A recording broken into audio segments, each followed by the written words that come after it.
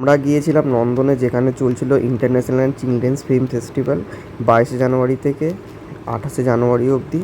গিয়ে কতটা ভিড় দেখতেই পাচ্ছ। আর নন্দন খুব সাজিয়েছিল খুব ভালোভাবে, সব ফিল্মের ওপর, বাচ্চাদের সব সিনেমার ওপর থিম হিসাবেই বানিয়েছিল, যেটা হলিউডের সব।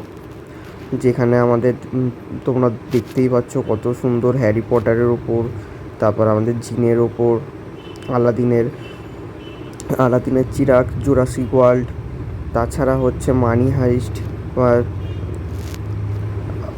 Spiderman, Avengers, জুম্যানজি,